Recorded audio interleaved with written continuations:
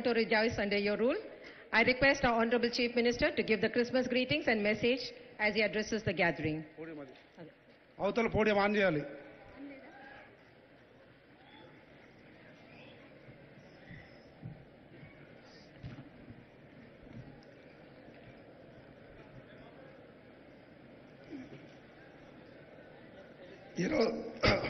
ఈరోజు తెలంగాణ రాష్ట్ర ప్రభుత్వం తరఫున క్రిస్మస్ మాసంలో క్రిస్మస్ పండుగ నిర్వహించడానికి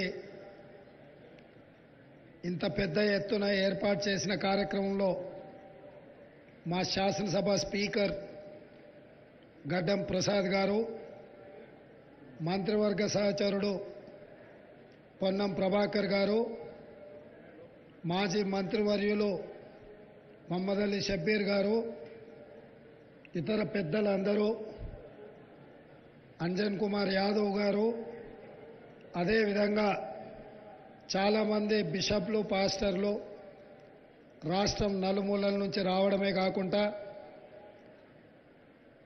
నా అభిమాన పాత్రులైన మా క్రిస్టియన్ మైనారిటీ సోదరులు వేలాదిగా ఇక్కడికి వచ్చి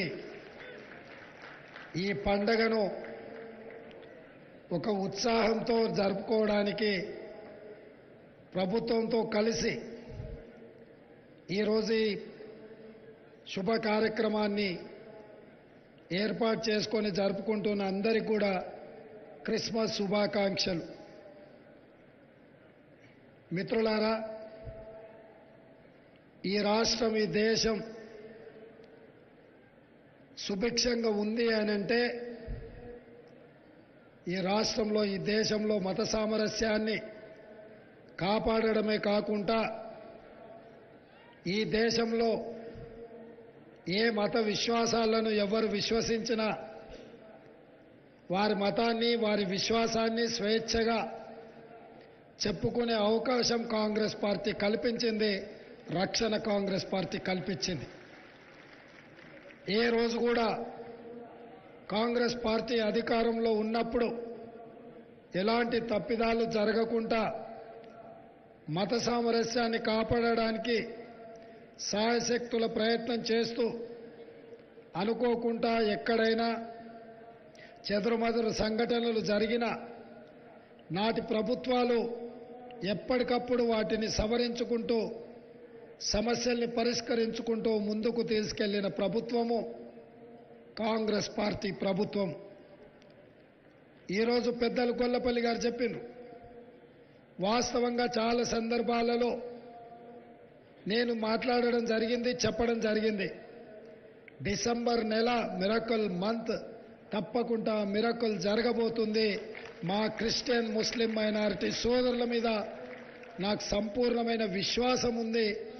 ఆ మిరకల్ మంత్లో వాళ్ళ శ్రమ, వాళ్ళ త్యాగం ఉంటుంది అని చెప్పిన ఈరోజు నేను చెప్పిన మాట వాస్తవం. ప్రపంచానికే డిసెంబర్ నెల మిరకల్ మంత్. ఎందుకంటే యేసు ప్రభువు జన్మించి తనను నమ్ముకున్న మానవాళిని పాపాల నుంచి ప్రక్షాళన చేసి వాళ్ళని స్వర్గంలో సుఖశాంతులతో ఉండే విధంగా తన రక్తాన్ని ధారపోసి పాపులను కాపాడడం జరిగింది. అదేవిధంగా వారి స్ఫూర్తితో వారిచ్చిన సందేశాన్ని గుండెల నిండా నింపుకొని ఈరోజు ఈ రాష్ట్రంలో ఉండే మైనారిటీ సోదరులు ఒక సామాజిక స్పృహతో సమానమైన న్యాయాన్ని అందించే ప్రభుత్వం రావాలి, సెక్యులర్ గవర్నమెంట్ ఉండాలి, సెక్యులర్ గవర్నమెంట్లో సేఫ్గా ఇక్కడి ప్రజలు ఉంటారు అనే విశ్వాసంతో శ్రీమతి సోనియా గాంధీ, మల్లికార్జున్ ఖర్గే గారి నాయకత్వంలో ఉన్న కాంగ్రెస్ పార్టీని మీరు ఆశీర్వదించి ఈరోజు అధికారంలోకి తీసుకురావడం జరిగింది. ఈ జర్నీ ఇది పూర్తి కాలేదు. మొన్న కర్ణాటక రాష్ట్రంలో మీరు అధికారంలోకి తెచ్చిండ్రు. నిన్న హిమాచల్ ప్రదేశ్లో కాంగ్రెస్ను అధికారంలోకి తెచ్చిండ్రు. నేడు ఈనాడు తెలంగాణలో కాంగ్రెస్ పార్టీని అధికారంలోకి తీసుకొచ్చి ఒక సెక్యులర్ ప్రభుత్వాన్ని ఏర్పాటు చేసిండ్రు. కానీ ఇంతకంటే పెద్ద గురుతరమైన బాధ్యత ఈ దేశ పౌరుల మీద ఉన్నది. 140 కోట్ల ప్రజలు సుఖశాంతులతో మత సామరస్యాన్ని కాపాడుకుంటూ ఈ దేశం పరిఢవిల్లాలి, ఈ దేశం అభివృద్ధి పదం వైపు దూసుకు వెళ్ళాలి అనంటే రాబోయే రోజుల్లో జరగబోయే లోక్సభ ఎన్నికలలో ఎర్రకోట మీద మువ్వన్నెల జెండా ఎగిరినప్పుడే ఈ దేశానికి రక్షణ ఉంటుంది. ఈ దేశంలో సర్వమత సమ్మేళనం శాంతియుతంగా ముందుకు సాగుతుంది. అందుకే ఈరోజు మా బిషప్లను కానీ, మా పాస్టర్లను కానీ, మా పెద్దల్ని కానీ ఏ చేతులతో మమ్మల్ని ఆశీర్వదించి ఇంత ఉన్నత స్థాయికి తీసుకొచ్చిండ్రో, ఈరోజు దేశ భవిష్యత్తు, దేశ రక్షణనే ఈరోజు అనుమానాలకు దావు తీసే పరిస్థితి కనిపిస్తుంది. మొన్నటికి మొన్న మణిపూర్లో జరిగిన కిరాతక చర్యలు మీరు కల్లారా చూసిండ్రు. నెల రోజులైన వైపున ప్రధానమంత్రి గారు కానీ, కేంద్ర హోంశాఖ మంత్రి గారు కానీ మణిపూర్లో మండిపోతున్న ప్రజలని కాపాడడానికి ప్రయత్నం చేయలేదు. అక్కడ రాష్ట్ర కేంద్ర ప్రభుత్వాలు ఎలాంటి ప్రజల యొక్క మానాలకు ప్రాణాలకు రక్షణ కల్పించలేదు.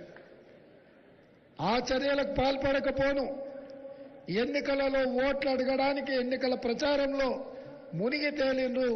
మణిపూర్లో ఉన్న సామాన్యమైన ప్రజల ప్రాణాల కంటే ఎన్నికలలో రాజకీయ ప్రయోజనాలే వాళ్ళకి కావాలి అని చెప్పి వాళ్ళు మన కళ్ళ ముందు కళ్ళ కట్టినట్టుగా వ్యవహరించారు. కానీ అదే మా నాయకుడు రాహుల్ గాంధీ గారు స్వయంగా మణిపూర్ పర్యటన చేసి బాధిత కుటుంబాలను పరామర్శించి అక్కడున్న జాతుల మధ్యలో వైరాన్ని వైషమ్యాలను తగ్గించే ప్రయత్నం చేసి కలిసిమెలిసి ఉండే విధంగా శాంతి నెలకొల్పడానికి శ్రీ రాహుల్ గాంధీ గారు ప్రయత్నం చేస్తే ఆ ప్రయత్నాన్ని కూడా పార్లమెంట్లో ప్రధానమంత్రి గారు విమర్శించిండ్రు. ఇది శోచనీయము. ఇట్లాంటి మణిపూర్ లాంటి సంఘటనలు దేశంలో ఇంకెక్కడ కూడా జరగకుండా చూడవలసిన బాధ్యత ఈ దేశ పౌరుల మీద ప్రతి ఒక్కరి మీద ఉన్నది. ఆ దిశగా ప్రయాణించడానికి మాకు శక్తినివ్వడానికి, ఆ దిశగా మేము ముందుకు సాగడానికి బిషప్లందరూ కూడా మమ్మల్ని ఆశీర్వదించవలసిందిగా ఈ సందర్భంగా నేను కోరుకుంటున్నా. కాంగ్రెస్ పార్టీ ఎప్పుడు అధికారంలో ఉన్న inclusive government, inclusive growth, if it is welfare, if it is development అందరికీ అందుబాటులోకి తీసుకురావడమే మా లక్ష్యము. నిస్సహాయులకు సహాయం అందించడం మా ప్రభుత్వ లక్షణం. అదేవిధంగా అర్హత ఉన్న వాళ్లకు అవకాశాలు కల్పించడం మా ప్రభుత్వం యొక్క లక్ష్యం. అందుకే ఈ దేశంలో మీకందరికీ తెలుసు, ఏకే ఆంటనీ గారు, ఆస్కర్ ఫెర్నాండెస్ గారు కేంద్ర ప్రభుత్వంలో అత్యంత కీలకమైన శాఖలు నిర్వహించడమే కాకుండా నీతికి, నిజాయితీకి, దేశభక్తికి మారు పేరుగా ఏకే ఆంటనీ, ఆస్కర్ ఫెర్నాండెస్ గారు వారి జీవిత కాలం, వారు బాధ్యతలో ఉన్నంత కాలం వారు అహర్నిశలు కృషి చేసిండ్రు. ఈ దేశంలో ఎవరు కూడా పదవులు ఇస్తామంటే వద్దన్నారు. కానీ ఏకే ఆంటనీ గారికి పార్టీ మొత్తం మీకు బాధ్యత ఉంది, ఢిల్లీలో ఉండండి, మీకు రాజ్యసభ ఇస్తాం, అన్ని అవకాశాలు కల్పిస్తామంటే కూడా యువతకు మనము అవకాశాలు ఇవ్వాలి, వాళ్ళకి ఇవ్వండి. నేను కేరళలో ఉన్నా, ఢిల్లీలో ఉన్నా, ఈ దేశ ప్రయోజనాల కోసం ఎప్పుడూ పాటుపడుతూనే ఉంటా, కాంగ్రెస్ పార్టీ యొక్క గెలుపు కోసం కృషి చేస్తూనే ఉంటా అని చెప్పిన నాయకుడు ఏకే ఆంటనీ గారు. అదేవిధంగా ఈరోజు నేను మీకు మాట ఇస్తున్నా, తెలంగాణ రాష్ట్రంలో ఏర్పడ్డ ఇందిరమ్మ రాజ్యం ఇది పేదల కోసం, పేదల సంక్షేమం కోసం, పేదల యొక్క అభివృద్ధి కోసం, అభ్యున్నతి కోసమే కృషి చేస్తుంది. మత సామరస్యాన్ని కాపాడడమే కాదు, ఇమాంలకు, మౌజంలకు, అదేవిధంగా మన చర్చిలలో ప్రార్థనలు చేసే పెద్దలకు అందరూ కూడా ప్రభుత్వం వైపు నుంచే గౌరవ వేతనం ఇవ్వాలన్న ఆలోచన మేము చేసినాం.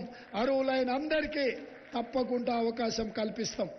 ఇదే కాదు, ప్రభుత్వం అమలు చేస్తున్న సంక్షేమ పథకాలు, ఇందిరమ్మ ఇండ్లు కావచ్చు, లేదా కళ్యాణ లక్ష్మి కావచ్చు, లేదా ఇతర సంక్షేమ పథకాలు, 500 రూపాయలకి ఇచ్చే సిలిండర్ కావచ్చు, మహాలక్ష్మి పథకం ద్వారా అందించే 2500 ఆర్థిక సహాయం ఆడబిడ్డలకు కావచ్చు. ఈ రకంగా ఏ సంక్షేమ పథకం తీసుకున్నా క్రిస్టియన్ మైనారిటీ సోదరులకు చివరన ఉన్న ఎక్కడనో మారుమూల పల్లెలో ఉన్న వాళ్ళకు కూడా ఈ సంక్షేమ పథకాన్ని అందించే బాధ్యత మా ప్రభుత్వం తీసుకుంటుంది. సంపూర్ణంగా భద్రంగా విశ్వాసంగా మేము మీకు పరిపాలన అందిస్తాము. మేము పాలకులము కాదు, మేము సేవకులము. మేము యేసుక్రీస్తునే ఆదర్శంగా తీసుకొని వారి త్యాగాలను మననం చేసుకుంటూ మాకిచ్చిన బాధ్యతాయుతంగా నిర్వహిస్తూ సతీష్ గారు చెప్పిండ్రు, రేవంత్ అన్న అంటే మీరు అన్నగా ఉంటే మేము అండగా ఉంటాము, మేము ఆశీర్వదిస్తామని. ఈరోజు నేను ఇంత వాడిని అయ్యి ఇక్కడికి వచ్చినా అంటే మా మోహన్ గారు ఉన్నారు. మొట్టమొదట నేను మిడ్జిల్ మండలంలో జడ్పీటీసీగా స్వతంత్ర అభ్యర్థిగా పనిచేసినప్పటి నుంచి నా రాజకీయ విధానం, నా వ్యవహార శైలి, నేను తీసుకుంటున్న నిర్ణయాలు ఏ విధంగా ఉండనో వారికి తెలుసు. జడ్పీటీసీ నుంచి ఈరోజు ముఖ్యమంత్రిగా బాధ్యత చేపట్టిన ఏ రోజు కూడా సామాన్యులకు దూరం కాలేదు, నా బాధ్యతను మరవలేదు. భవిష్యత్తులో ఏ బాధ్యత ప్రజలు ఆశీర్వదించి మీ అభిమానంతో అవకాశం ఇచ్చిన నిత్యం గుర్తు పెట్టుకుంటూ బాధ్యతను మరవకుండా ఈ రాష్ట్రాన్ని అభివృద్ధి పదం వైపు నడిపిస్తూ మత సామరస్యాన్ని కాపాడి మిమ్మల్ని అందరినీ ఎప్పటికీ ఇదే విధంగా కలిసే విధంగా ఏ సందర్భం వచ్చినా స్వేచ్ఛగా సచివాలయం తలుపులు మీకు ఎప్పుడు తెరిసే ఉంటాయి. ఎప్పుడైనా మీరు రావచ్చు, ఏ సమస్య అయినా మీరు విన్నవించవచ్చు.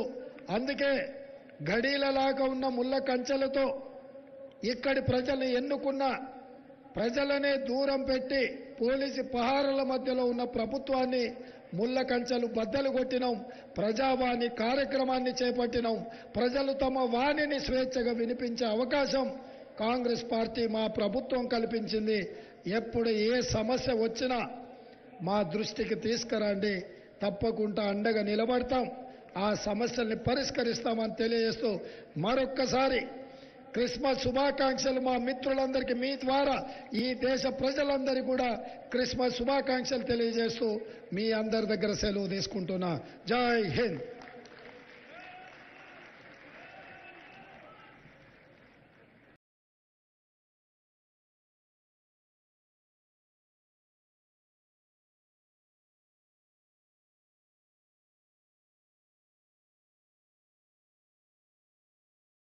చేర్చబడతారు, పరలోకం చేరుకుంటారు. మరణించిన తర్వాత నేను ఎక్కడికి వెళ్తాననే భయము ఉండవలసిన అవసరం లేదు. ఈ ప్రశ్నకు జవాబిస్తున్న ప్రభు యేసుక్రీస్తు 2000 సంవత్సరాల క్రితం ఈ భూమి మీద జన్మించాడు. కాబట్టి ప్రపంచమంతా సెలబ్రేట్ చేసుకుంటున్న ఈ అద్భుతమైన క్రిస్మస్ పండుగలో ఈ విధంగా మనం అందరం పాల్పంచుకోవడం అద్భుతం. అదే సమయంలో నేను అందించిన ఈ సందేశం మత ప్రచారం కానే కాదు. ఎందుకంటే యేసుక్రీస్తు మతాన్ని స్థాపించడానికి ఈ లోకానికి రాలేదు.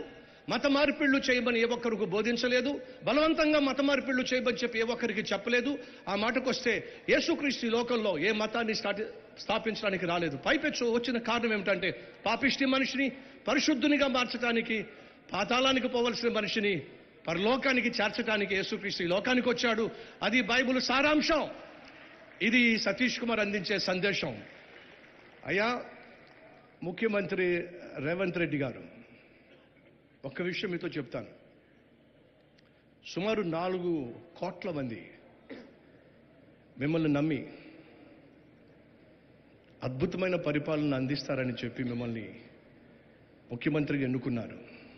భగవంతుడు మిమ్మల్ని నమ్మి ఈ రాష్ట్రాన్ని మీ చేతిలో పెట్టాడు.